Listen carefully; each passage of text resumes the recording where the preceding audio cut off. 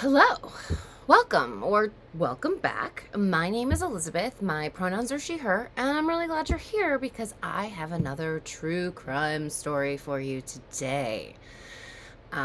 So often, when people, of a certain age, talk about the 1970s, specifically in America, they will often say something along the lines of, it was a simpler time. No internet, no cell phones, no more than two TVs at the most per household, no social media, no biased news. Parents allowed their children to roam free while the sun was shining high in the sky. You'll hear young boomers and Gen Xers say that they would drink water right out of the garden hose, and we did. The streets light coming on was the signal that it was time for kids to start heading back to their homes at the end of the long summer day. Now, while parents felt their children were safer during that time period, were they really? Actually, child abductions have decreased since the 1970s. The fact that we now have CCTV cameras everywhere, cell phones that can be tracked, Amber Alert system, and an increased knowledge of how serious stranger danger really can be has actually made our kids and the world around them a bit safer. It makes logical sense. When parents know where their kids are at every moment, it makes it much easier to keep them safe. Even though today's teenagers probably think it would be easier to grow up in a time when you can't be found instantly. The kids, of course. Now, this is a story about the shattering of innocence of all of the members of a small town in the 1970s America. Now, trigger, we are going to discuss kidnapping, violence to children, SA, R word, and murder. So today's victim was 8 years old. So if you're not up for listening to a story about that today, please click away. But if you're anything like me, you might want to stick around for the ride.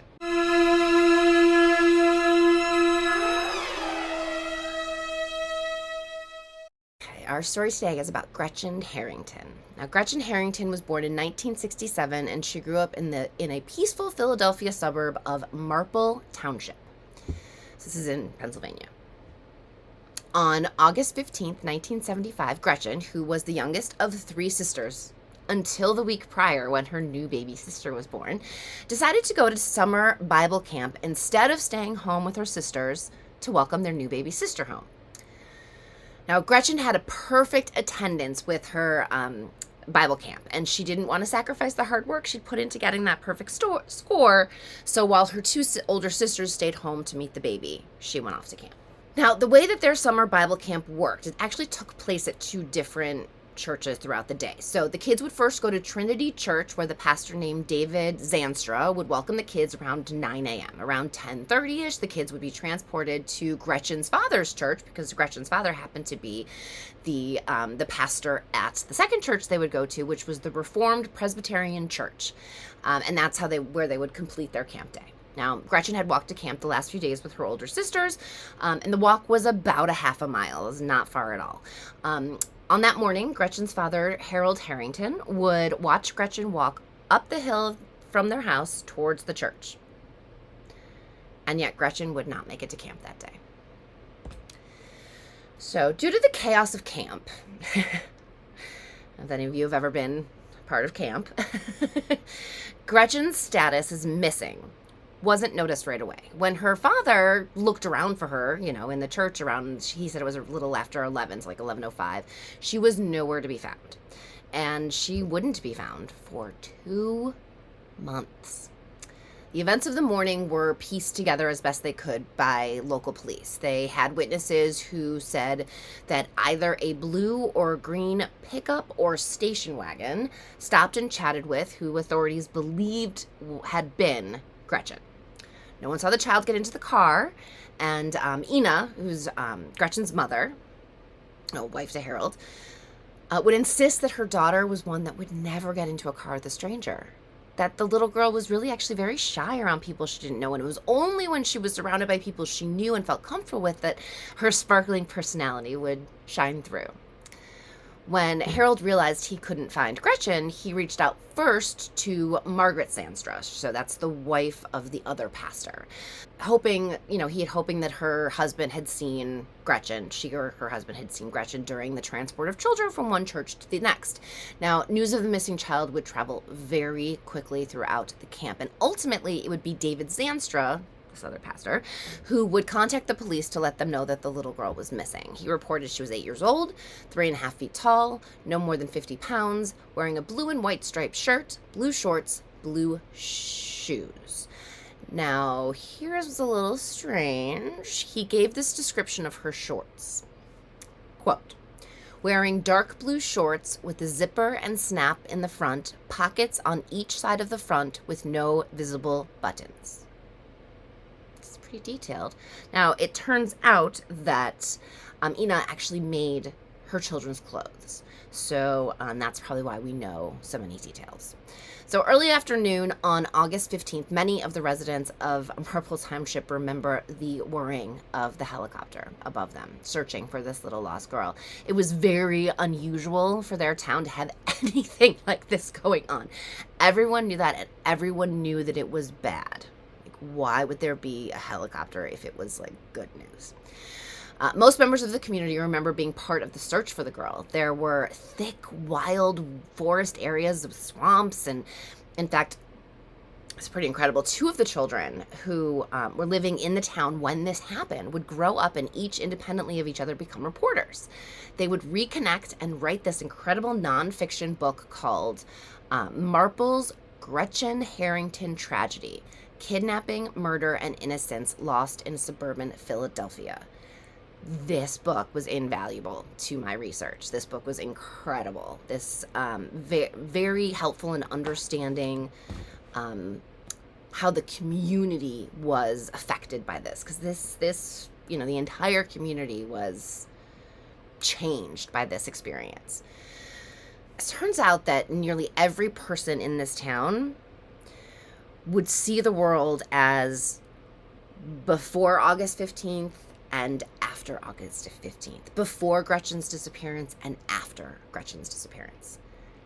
Everything changed in the town. Children were no longer walking themselves to the corner store, no longer waiting for parents parked in cars so the parents could shop, or running off in the morning and returning at dusk. The entire attitude of the neighborhood changed, and innocence was lost, and it would never be the same. The simpler time for Marple was over on August 15th, 1975. The Sunday immediately following Gretchen's disappearance, her father would preach about the importance of faith through heavy tears. Imagine for a moment the dichotomy of bringing home a new baby daughter the same day another one of your children goes missing to never again be found alive.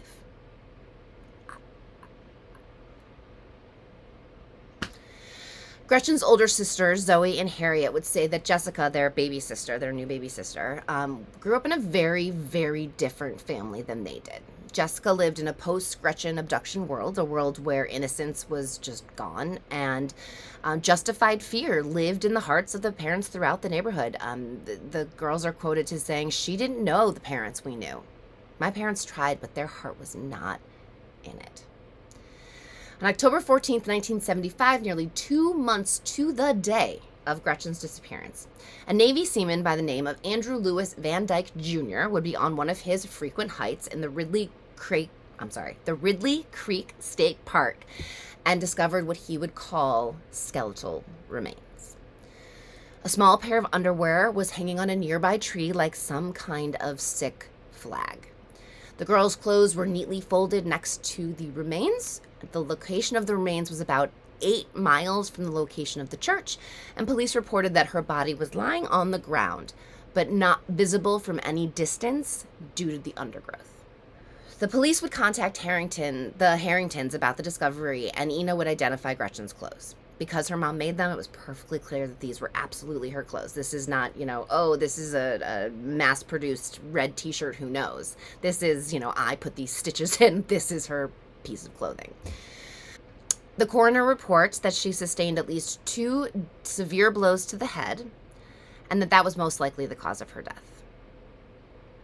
They were able to conclude that Gretchen was deceased by 12 p.m. on August 15th. There was not enough tissue remaining on the body for forensic evidence to ascertain whether the girl had been sexually abused or not, though the police at the time assumed she had because, quote, "there's no other purpose in killing a child," unquote. Ina Harrington would later say that finding Gretchen's body was the end of hope. The sisters would say that everything was different from that day forward. One sister, Anne, she's Harriet, she starts going by Anne, would say it was like she had been a child before any of this began, and now she couldn't get that childhood innocence back. It was gone. For many of the children in the neighborhood, the shocking discovery of her bones would cause many of the community children to feel like their childhoods had come to an end. One said, quote, "They never told us what happened to her. It was just someone did something bad to her, and then life went on." The fact that people didn't know how to deal with trauma of this event may have caused the entire town to have PTSD. Trauma needs to be dealt with, or it festers and ends up making things a lot worse. In the 1970s, we, as humans en masse, we didn't know how to deal with our trauma. We're still trying to figure out the best way to deal with trauma. And we certainly didn't know what we needed to do to survive it, to not let it bring us down, to not make things worse. Many parents just didn't bring up the topic, which is not a healthy way of dealing with trauma. It feels like the easy thing. We'll just ignore it. We'll move on. It'll be fine. If we don't talk about it, then they don't think about it, and then all is well. But that's not true. Thank you for coming to my TED Talk. Certainly the parents in the neighborhood, as well as the children around Gretchen's age, would all react to the shattering of their idyllic life in different ways. Many of the children at the time now recall that pre-Gretchen, they would spend their summer days at the creek and in the backwoods, and they'd roamed freely. But post-Gretchen, all of that was gone. Children report that parents who had let them head off alone before August 15th were now frantic if that child returned home even 5 minutes past the scheduled time. Fear was running rampant. Many children from Marple who remember that day seem to be haunted by the sound of helicopters. They never seen such a thing in their town, and it was really confusing and concerning. And people were worried until they found out what was really going on. And then people were terrified. So they're really worried, and then they find out what it really is, and it's way worse than what their worried mind could ever have come up with. One member of the community stated, "It was the first time I'd ever seen my parents cry. Everyone was invested because everyone helped to search for her." They stated, "You searched for her, and then you were forbidden to leave the house because of her." Oof. Another child in the neighborhood reported that everyone walked those short distances alone before August 15th, and it was hard for his young brain to all of a sudden understand why he had to tell his parents if he was just leaving the front lawn. It wasn't until he was older, and eventually a father himself, that he really understood the fear his parents were feeling. There are countless accounts of how August 15th changed the people of Marple. I'm going to conclude with this one. A girl states that she didn't go to church again until her 19th birthday. She was sure that walking to church would get you kidnapped and killed. Wow, is that sad. The police department in Marple would also never be the same. Every new officer hired by the department was given the cold cases to look at with fresh eyes. Many of the detectives and officers who had originally worked the case were either retired or passed on, and all of them seemed to be at least a bit haunted by the fact that that murder was never solved. Reports of suspicious behavior of visitors at the park where Gretchen was found began to pour in. None would lead to information about the Harrington case. There were plenty of other cases of horrendous crimes to go around. It turned out that the end of innocence of the simpler time was ending for many communities in America. There would be no shortage of suspects in Gretchen's case. One suspect was already serving time in prison for a similar crime, and some people seemed to feel somewhat comforted by the idea that he was incarcerated. Proof be damned. Some speculated that Ted Turner or other infamous serial killers may have been involved. Others, especially those close to the family, and of course the family themselves, wanted closure. They wanted a definitive answer on who this monster was that destroyed their family and their town. Gretchen's family would become rather reclusive, according to the neighbors, not that anyone is blaming or judging them. Quote, "We never saw them again," end quote. They didn't leave their house much after the murder. Gretchen's father would go gray in a matter of a year. A sadness descended on their home, and later the sisters would be diagnosed with PTSD. One of Gretchen's nieces reports that her mother was severely depressed and was even hospitalized when the girl was in the 4th grade. Her mother's issues stemmed directly from the trauma of her sister's death, and once she started to deal with it, though it was a long and hard road, she did recover. Harold Harrington would pass in 2021. Jessica Harrington, their youngest daughter, was still living with her parents. There would be no significant advances in the case for over 47 years. But in January of 2023, like a year and a half ago, a witness came forward with new information. The witness has requested anonymity, so she is only ever referred to as C1. I believe that's child 1, because she was a child at the time. C1 was friendly with the children of the other church pastor, this David Zanstra, when she was a girl. She recalled that at the age of 10, when spending the night at the Zanstra's house, she awoke to find David groping her groin area. She gasped, he ran off, and then she would bring it up to his daughter, who would respond with, "He does that sometimes." He does that sometimes? So when C1 told her parents, they made a rule that their daughter was no longer allowed to go to the Zanstra's house. Certainly not for a sleepover. That's it. C1 would also disclose a part of her diary from the time when these events occurred in Marple.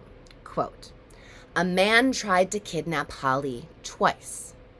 It's a secret, so I can't tell anyone, but I think it might be the one who kidnapped Gretchen. I think it was Mr. Z." She would confirm to the authorities that Mr. Z was indeed David Zanstra. David Zanstra, if you recall, is the other pastor, the one who called the police to say Gretchen was missing, the one who had the very detailed description of Gretchen's shorts. In July of 2023, investigators traveled to Marietta, Georgia, where Zanstra was living with his wife, to interview him. The one piece of evidence they had did connect Zanstra to the crime. He drove a green station wagon at the time, which matches the eyewitness information. Remember, it was blue or green pickup truck or station wagon. He drove a green station wagon. At first, Zanstra denied knowing what happened to Harrington, but investigators say he later admitted to offering her a ride and taking her to a nearby wooded area. Zanstra said he asked Harrington to take off her clothes. She refused, and he got really angry, so he punched her in the head, causing her to bleed. He left her body in the woods and fled the scene. On July 24th, 2023, David Zanstra was charged with criminal homicide, 1st, 2nd, and 3rd-degree murder, kidnapping of a child, and possession of an instrument of crime. In October of 2023, Zanstra was extradited to Georgia and back to Pennsylvania to stand trial for the charges I just mentioned. His lawyers would try to get the confession thrown out, but in July of 2024, last month, that motion was squashed by the judge. Right now, Zanstra is being held for court, meaning he's in jail, awaiting trial. The officers in Marple were quoted to saying, "We will charge him, convict him, and he will die in jail." I'll do my best to keep up with this case as it unfolds, so hit that subscribe button if you don't want to miss future information about this case and other cases that I will be covering in the future. If you enjoyed this, hey, give me a thumbs up. If you're still here, thank you. I really appreciate it. Do me a favor, be nice to each other out there, and be nice to yourself. I'll catch you next time. Bye.